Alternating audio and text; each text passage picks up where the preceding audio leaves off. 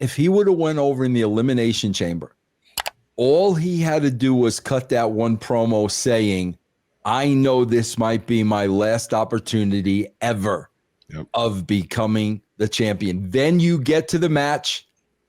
It looks like he's going to lose, and he does the unthinkable. Yeah. He cheats because he knew that's a perfect story.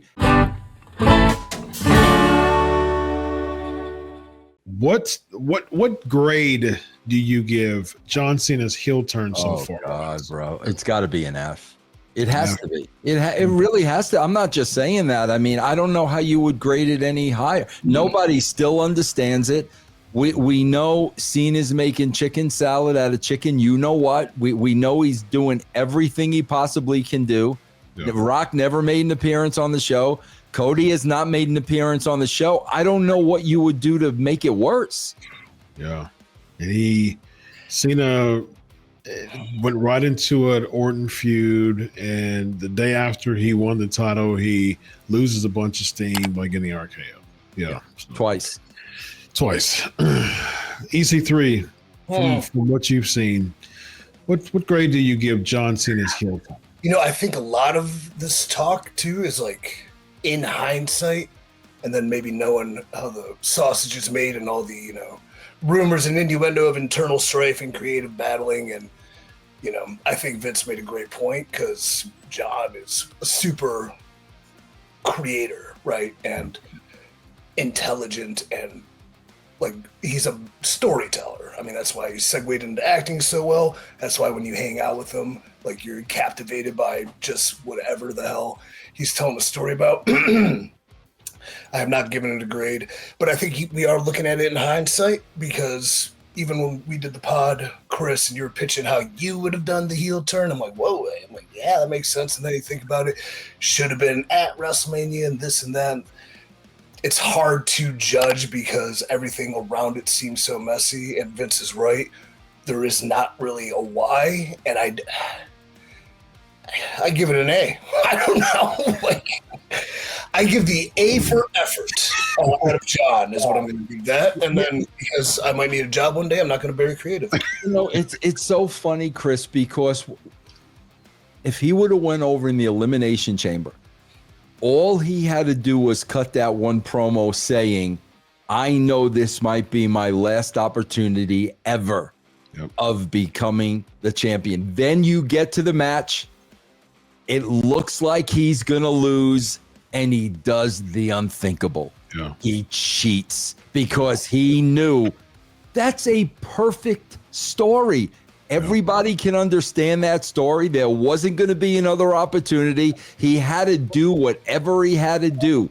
It's such a clear, easy story, but we went. But again, Rock said, Ari called him and said, we're not selling tickets for WrestleMania. We need to do something. Well, yeah, because fans need, you know, things like heat, food, you know, connection to the internet, gas for their cars to go to their jobs where they're not making, you know, housing, hundreds of thousands, where they have money, like absurd. A roof over their head.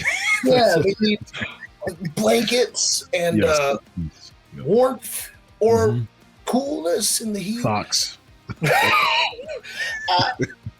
Man, what, like seeing it like that, I remember when it happened too, and like my phone's blowing up and like wrestling, like that usually doesn't happen. And the internet was, you'll remember this is the biggest bloom. And then it sucks because it has potential. And just like Vince's story, man. I'm big into Steve Jobs lately. I'm reading some book on him. And like the way he preaches simplicity. And what I tell people, simple doesn't mean you're not working hard or putting everything into it. It's just simple leads to greatness. Like you expand on simple to do great things.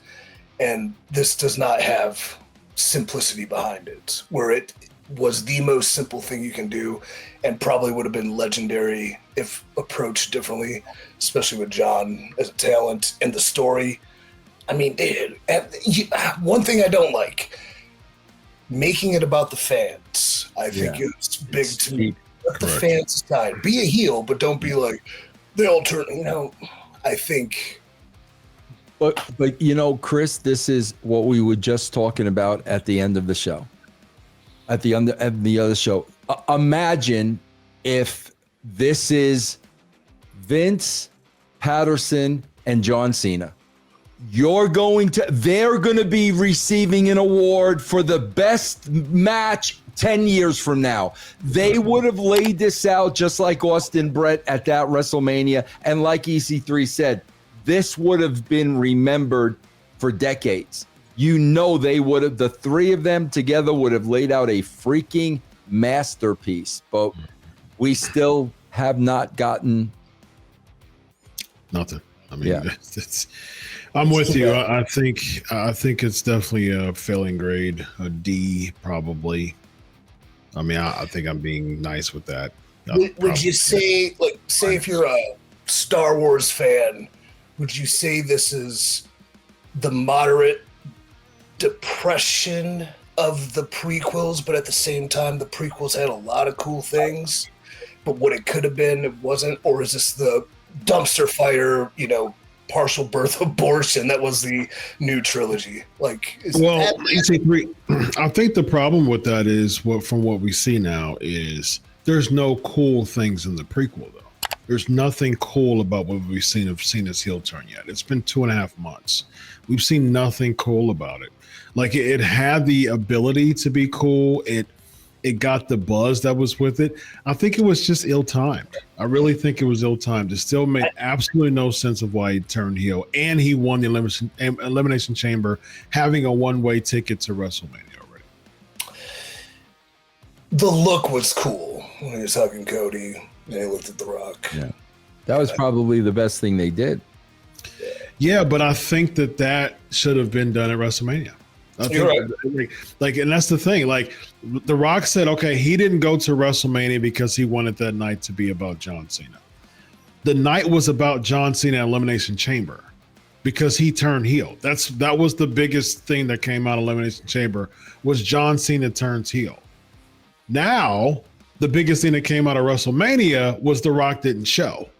So The Rock not showing got more heat than John Cena turning heel. That's right. So that's the problem. That's the reason why this whole thing should have been done at WrestleMania, because John Cena would have got this reaction at WrestleMania and he would have got the bigger buzz than he had at Elimination Chamber. It was just the timing was just really off, man. Yeah. I think even if there's one appearance that The Rock could have had, it should have been at WrestleMania. You've got John Cena continuing to try to fight. You want to talk about false finishes? I'm tired of just 8,000 false finishes. But if you want to do a false finish fest, make it a thing. You know what I mean? Like Cody keep kicking out AAs. He kicks out of 2 AAs. He kicks out of 3 AAs. He kicks out of 4 AAs. And Cena's like, what the heck? I can't get to beating Cody. Rock comes out. Boom, kicks him in the nads, does like a super AA, he wins, and then you celebrate with The Rock at the end of WrestleMania. And even then, John Cena turning heel would have still got more heat than what we saw at WrestleMania. If he turned heel at WrestleMania, I think the 68,000 or so people leaving that building would have been like, whoa, we just witnessed history. What's going to happen next? Exactly, yep. And it was a third of that at Elimination Chamber. So I mean, like, yeah. I kind of want to ask him, like, but then I couldn't share it because it's a personal front. Thoughts. Yeah. But I do, and I might. It's just like I don't want. Hey man, why does your heel turn suck? That'd be a dumb text. Like, what do you really think about it? Because I could screen cap this and I can destroy everything. No, I'm not going to do that, but I would like to. I'll have a conversation one day. Comment below, y'all. What grade would y'all give John Cena's heel turn so far, 2.5 months following the seemingly historical moment, but the follow through has been very lackluster. Comment below.